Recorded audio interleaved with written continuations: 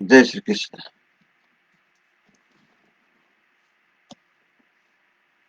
नमस्कार। आज म श्री हरिवंश पुराणको 17औं दिनमा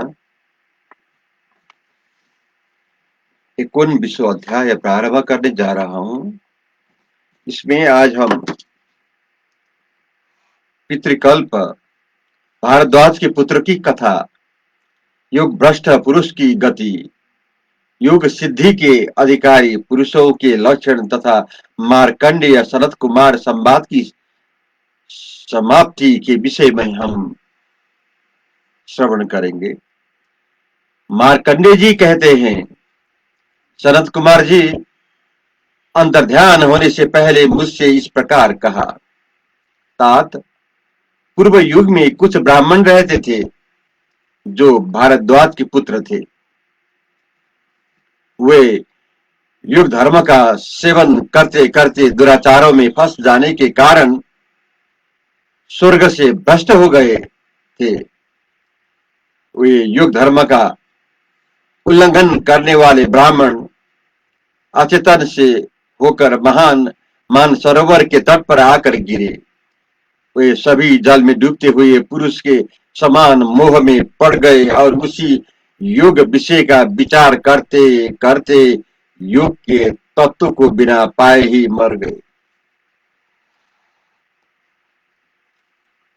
अब वही युग भ्रष्ट नर श्रेष्ठ भारद्वाज पुत्र, जो दीर्घकाल तक देवताओं में रह चुके हैं, कुरुक्षेत्र में कौशिक के पुत्र बनकर उत्पन्न होंगे। वे ब्राह्मण होने पर भी पितरों के लिए धर्म श्राद्ध के बहाने हिंसा करेंगे। फिर वह हिंसा रूपी पाप करने के कारण भ्रष्ट होकर कुत्सित योनि में उत्पन्न होंगे। परंतु पूर्व जन्म के पितरों की कृपा के कारण उस निंदित योनि में उत्पन्न होने पर भी उनके पूर्व जन्म की स्मृति बनी रहेगी।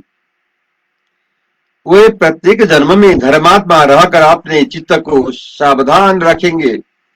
अंत में अपने कर्म बस से फिर ब्राह्मणत्व को प्राप्त कर लेंगे। इसी प्रकार तुम्हारी बुद्धि भी बारंबार धर्म में ही लगी रहेगी और तुम्हें योग धर्म के विषय में सब प्रकार के उत्तम बुद्धि प्राप्त होगी। अल्प बुद्धि मनुष्यों को योग सिद्धि मिलना सदा दुर्लभ है। उन्हें कदाचित योग सिद्धि मिल भी गया और मिल भी जाए तो वे मृगया आदि व्यासरों से क्रूर होकर उसे नष्ट कर डालता है। वे अधर्म के कामों में ही लगे रहते हैं तथा अपने गुरुजनों की कष्ट के में डाल के रहते हैं।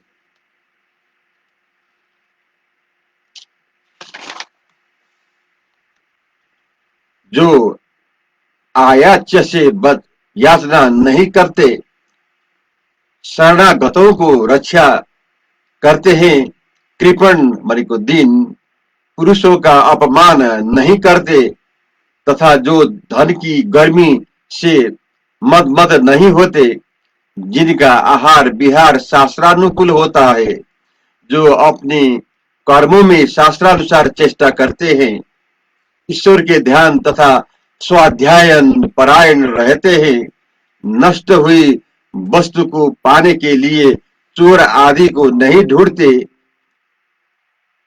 सर्वदा भोग में ही लीन नहीं रहते, सर्वदा मधु मांस का भक्षण नहीं करते और सर्वदा काम परायण भी नहीं रहते तथा जो सर्वदा ब्राह्मणों की सेवा करते हैं,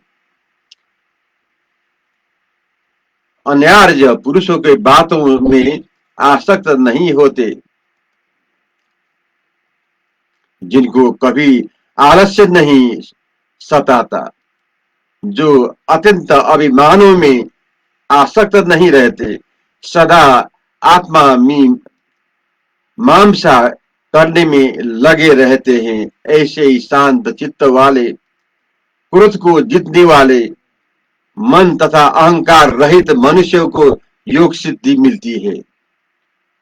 क्योंकि पृथ्वी में योग की प्राप्ति अति दुर्लभ है। ऐसे व्रतों का पालन करने वाले मनुष्य ही कल्याण के पात्र होते हैं। तात वे भारत पुत्र ऐसे ही ब्राह्मण बनकर उत्पन्न हुए हैं। वे अपने प्रमादवश हुए दोषों का स्मरण करते रहते हैं और ध्यान तथा स्वाध्याय में लगे रहकर शांत मार्ग में स्थित रहते हैं थे। धर्मज्ञ भार्गव, युग धर्म से श्रेष्ठ और कोई धर्म नहीं है, वह सभी धर्मों से श्रेष्ठ है, अतः तुम उसी का आचरण करो। यदि तुम श्रद्धापूर्वक प्रयत्नशील एवं योग धर्म में परायण रहकर हल्का भोजन करते हुए जितेंद्रिय रहोगे तो काल क्रम से तुम्हें योग सिद्धि प्राप्त हो जाएगी। मार्कंडेय जी कहते हैं कि इतनी बातों कहकर भगवान शरद कुमार वही अंतर्ध्यान हो गए। ये शरद कुमार की सेवा में बीते हुए 18 वर्ष मुझे एक दिन के समान प्रतीत हुए।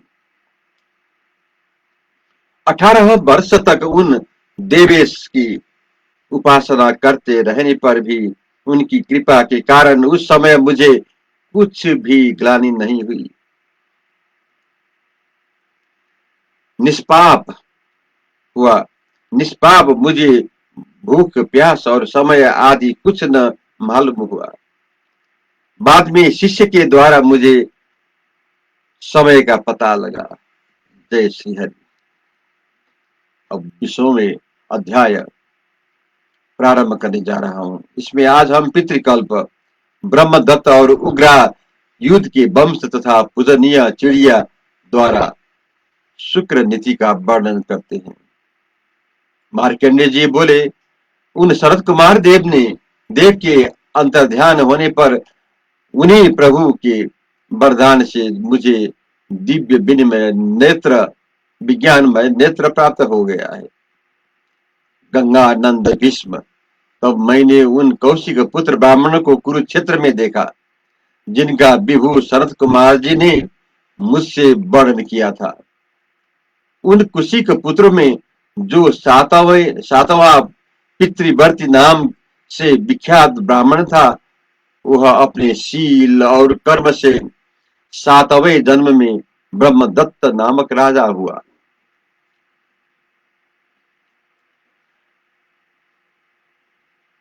काम्पिल्य नामक श्रेष्ठ नगर में पार्थिव श्रेष्ठ अणुह के यहाँ सुख की कन्या कृत्य की उधर से राजा ब्रह्मदत्त पुत्र उत्पन्न हुआ।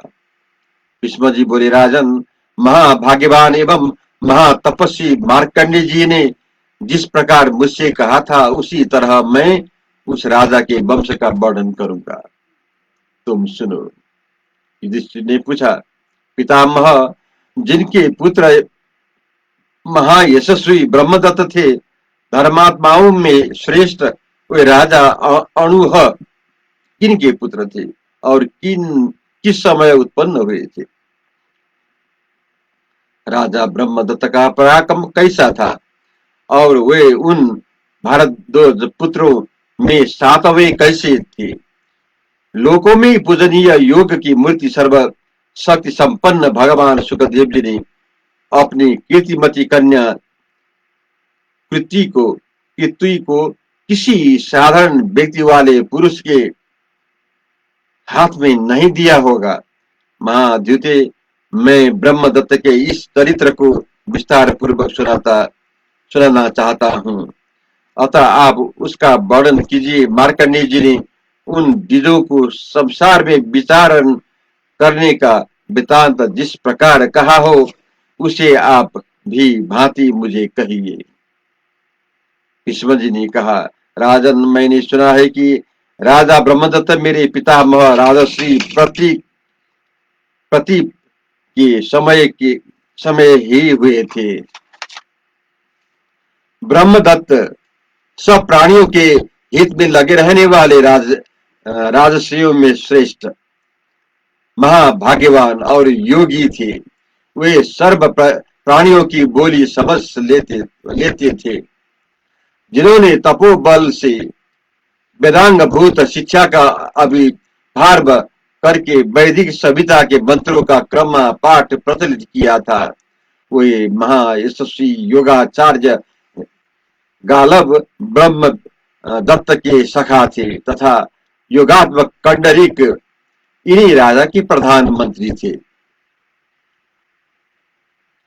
इन 7 महाद्वाज पुत्रों के भारद्वाज पुत्रों के 7 जातियों में 7 बार जन्म हुए थे और ये सभी अमित तेजस्वी द्विज उन संपूर्ण जन्मांतरों में एक दूसरे के मित्र बने रहे थे। राजन, महाभाग्यवान एवं महातपस्वी मार्कंडेय जी ने जिस प्रकार मुझसे कहा था उसी प्रकार मैं पुरुष वंशियों एवं पूर्व वंशी महात्मा ब्रह्मदत्त के वंश का वर्णन करता हूँ। उसे सुनो। बृहत क्षत्र के पुत्र धार्मिक सुहोत्र हुई और सुहोत्र के भी पुत्र हस्ती हुए। राजन, उन्होंने ही इस उत्तम हस्तिनापुर को बसाया था। हस्ती के भी अजमीद, डिमीद और पुरुमीद नाम वाले परम धार्मिक 3 पुत्र हुए। अजमीद के धूमिनी नाम की पत्नी के गर्भ से बृहदिषु उत्पन्न हुए और बृहदिषु के पुत्र महायशस्वी बृहदनु हुए। ये परम धर्मात्मा राजा बृहदमा नाम से भी प्रसिद्ध है। उनके पुत्र सत्यजीत हुए और सत्यजीत के पुत्र विश्वजीत हुए। विश्वजीत के भी पुत्र राजा चेनजीत हुए और चेनजीत के 4 पुत्र हुए जो समस्त विश्व में विख्यात थे। राजा मेनजीत अवंती में रहते थे। उनके रुचिर श्वेत केतु महिनमार और वत्स नामक 4 पुत्र हुए थे।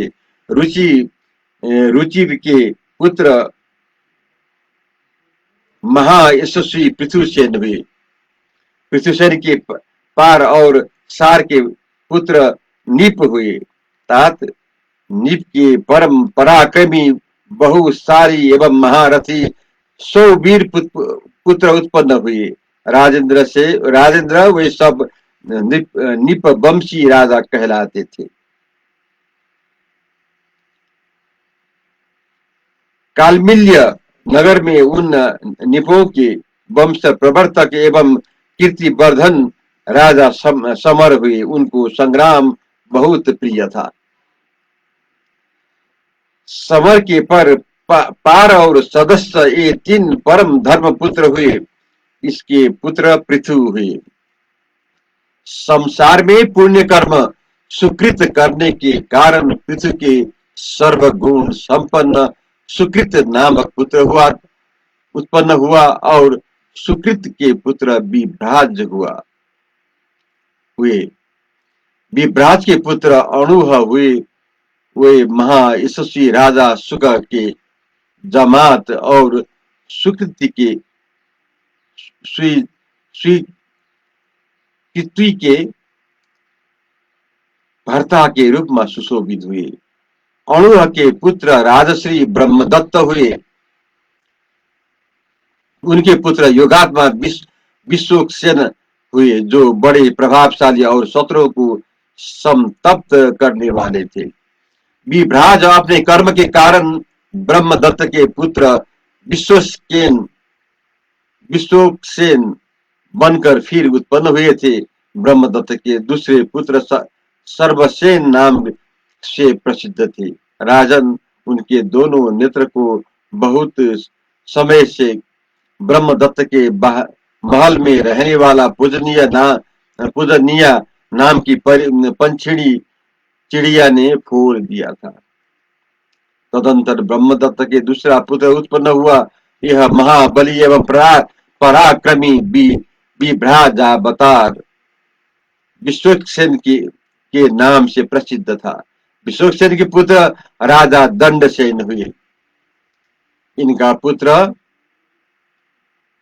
भल्लाट हुआ जिससे राधा पुत्र कर्ण ने मार डाला था। युधिष्ठिर दंडसेन का पुत्र भल्लाट सूरवीर महात्मा और कुल को बढ़ाने वाला था, परंतु भल्लाट का पुत्र बड़ा दुर्बुद्धि निकला। राजन, वह निपों का अंत करने वाला राजा हुआ। उसने उग्रायुद्ध के लिए समस्त निपों को विनाश कर दिया था। निरंतर अनीति में लगे रहने वाले और दर्प में रुचि रखने वाले उस अभिमानी मंदोमत्त उग्रायुध को मैंने ही युद्ध में मार डाला था। युधिष्ठिर ने पूछा, उग्रायुध किसका पुत्र था, किस वंश में उत्पन्न हुआ था और आपने उसे क्यों मार डाला, यह मुझे बताइए। जय श्री हरि। ये विषय में हम कल श्रवण करेंगे।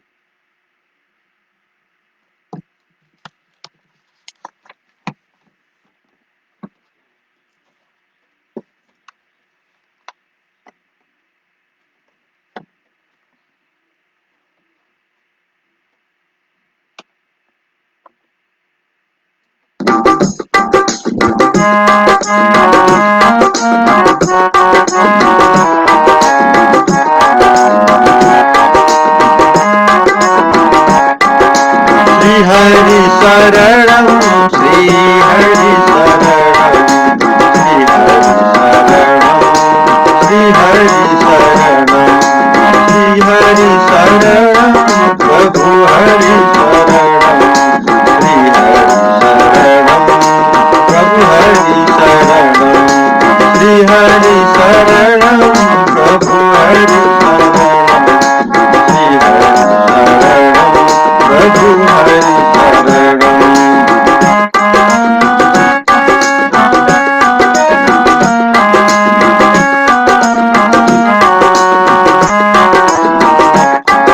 हरि हरि शरणं प्रभु हरि शरणं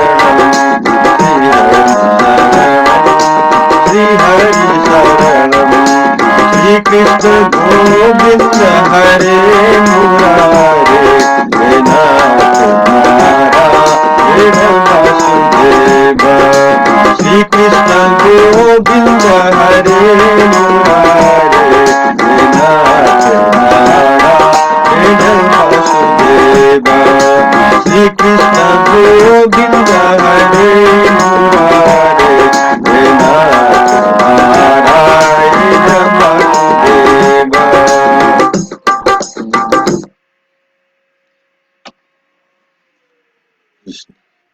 जय श्री कृष्ण, जय श्री हरि।